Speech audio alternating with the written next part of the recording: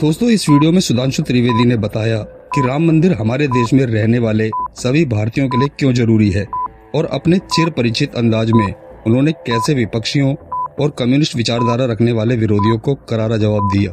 देखिए वीडियो। ये राम मंदिर बन के जानते क्या संदेश देगा? दुनिया का इतिहास भरा पड़ा है कि भाई भाई की गर्दन काट के गद्दी पे बैठा, बेटा बाप को मार के गद्दी पे बैठा। ये दुनिया को एक संदेश देगा। एक ऐसे भी भगवान है, एक ऐसी महान संस्कृति है जहां पिता के एक वचन के लिए संपूर्ण राज्य छोड़कर बेटा जंगल में चला जाता है। जहां जिसको राज मिलने वाला होता है वो खड़ाऊ रख के शासन करने लगता है, दूसरा भाई जंगल में चला जाता है। ये संदेश देगा। हमास इजराइल पर अटैक किया हुआ है। चाइना ने पहले तिब्बत को एक्वायर किया, अब ताइवान के ऊपर नजर है। कुवैत को इराक ने कैप्चर कर लिया। एनेक्सेशन, सब्जुगेशन एंड डोमिनेशन, पूरी दुनिया में कॉन्फ्लिक्ट है। भगवान राम ने क्या संदेश दिया? जब लंका को जीता, क्या एनेक्सेशन किया, अपने राज्य में लाया? नहीं। कहा भाई अपने अपने धर्म का पालन करो, बस हम इतने ही में करते हैं। तो पूरी दुनिया को जियोपॉलिटिकल संदेश अगर कोई देगा तो वो ये देंगे। राम शब्द का अर्थ जानते क्या है? रम धातु से बना है। जैसे आपने हिंदी में और संस्कृत में शब्द सुना होगा, रमणीक स्थान, रमता जोगी, यानी जिसमें चीज सेटल हो। राम शब्द का संस्कृत में अर्थ है रमन्ते इति रामः, अर्थात वह एलिमेंट जिसमें संपूर्ण संसार सेटल्ड है। और वो एलिमेंट का संघर्ष किससे है? दशानन से, तो उसकी 10 इंद्रियों की बहिर्मुखी पिपासा से। और राम उत्पन्न कैसे होंगे? राम के पिता क्या नाम है? दशरथ।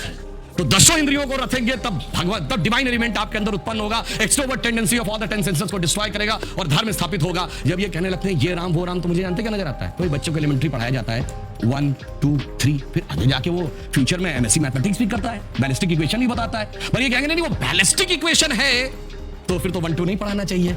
4 - 3 = 1 होता है। आप सब ने जब क्लास 2nd 3rd में एडिशन सब्ट्रैक्शन सीखा वगैरह, आप 3 - 4 करते हैं, टीचर डांट देती थी।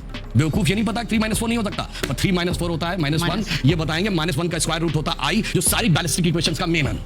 तो उस लेवल पे पहुंचिए तो समझ में आएगा जिसको आप कह रहे हैं बचकाना है वो कितना आलिशान है, ये जाके समझ में आएगा। डॉक्टर कलाम से पूछिए तो -1 के स्क्वायर रूट का अंतर समझ में आएगा। तो राम की कथा बहुत गहरी है और इसीलिए रामचरितमानस क्यों लिखा है? राम के चरित्र को मन में धारण करिए। रावण हर चीज में राम से बड़ा था जब राम लीला कर रहे थे। वैसे तो वो ईश्वर है, हर चीज में बड़ा, पैसे में बड़ा, उनके बाद सोने की लंका, उसके बाद रावण रति विरत रघुवीरा। अगर देखा जाए पावर में उनसे ज्यादा बड़ा, 10 आदमियों की ताकत उसको, उनसे बड़ा पंडित मुस्सा जोधा, और ना कोई दूजा है। अपने शिष्यों को काट शंकर को मैंने पूजा है। वो कहता है इतने बड़े पुजारी तो राम भी नहीं थे, फिर किस कारण से वो हार गया?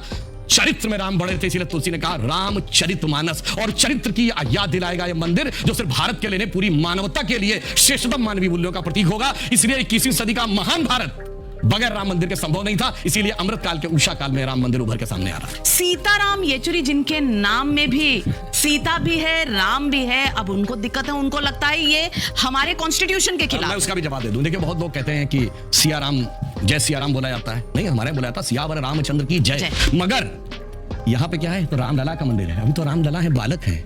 जब बड़े होंगे, विवाह होगा, तब सिया राम होंगे ना। अभी तो श्री राम ही है, रामलला है। तो जब राम मंदिर का बात आएगी, रामलला का मंदिर में तो जय श्री राम ही होगा। जब वो बड़े होकर राजा राम बनेंगे तो जय सिया राम होगा। मैं तो मर्यादा पुरुषोत्तम राम का उपासक हूं। मेरा नाम ही पवन कुमार है। कभी कभी मुझे सुधांशु जी की बात से लगता है कि संविधान को हटा देना चाहिए। मतलब इस देश में, इस महफिल में, इस अंजुमन में बहुत से ऐसे लोग हैं जो श्री राम को भी मानते हैं और चिदानंद रूप शिवोहम शिवोहम को भी मानते हैं, देवी को भी मानते हैं। तो मैं समझता हूं कि एक हद तक तो ये कहना सही है कि श्री राम इस देश की, जैसे मेरे मित्र रंगनाथन जी ने कहा, एक सिविलाइजेशनल वैल्यूज के प्रतीक हैं। और हम हैं एक एंशिएंट सिविलाइजेशन और एक यंग नेशन।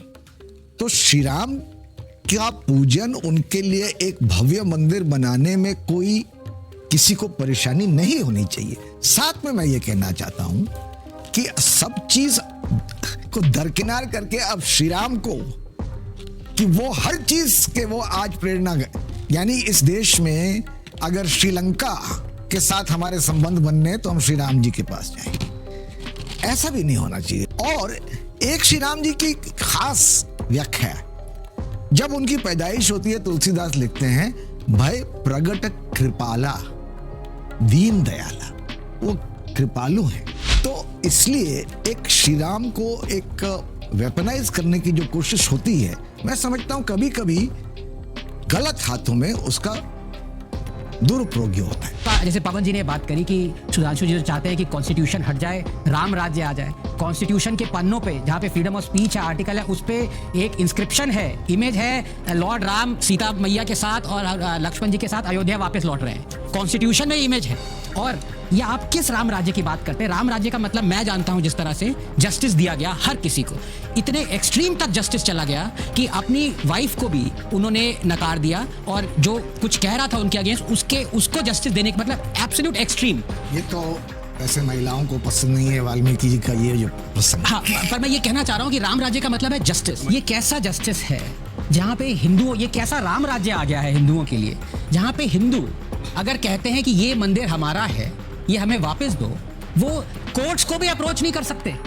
यहाँ पे तो आपने प्लेस ऑफ वर्शिप एक्ट लगा दिया है राम राज्य में, जहाँ पे आप कोर्ट के पास भी नहीं जा सकते। ये कैसा राम राज्य है जहाँ पे आपने सिर्फ टेम्पल्स को कंट्रोल किया है, जहाँ पे 7 लाख हिंदूज अपने ही देश में, मेजॉरिटेरियन स्टेट में, हिंदू राष्ट्र में रेफ्यूजीज हैं। हिंदू राष्ट्र मत बोलिए, ऑब्जेक्शनेबल है और हिंदू राष्ट्र से बहुत तो बोल चुके हैं कि पर मैं बस- लेकिन सैम पिट्रोडा जी कहते हैं कमलनाथ के फॉलोअर नहीं मगर हिंदू धर्म को सनातन धर्म का उन्मूलन में कमलनाथ के फॉलोअर कब से हो? ना, एक चेहरा ये है और एक चेहरा है इरेडिकेशन ऑफ सनातन धर्म। तो देखा आपने सुधांशु त्रिवेदी ने कैसे विपक्षियों को करारा जवाब दिया। ये वीडियो आपको कैसा लगा कमेंट में जरूर बताएं। धन्यवाद।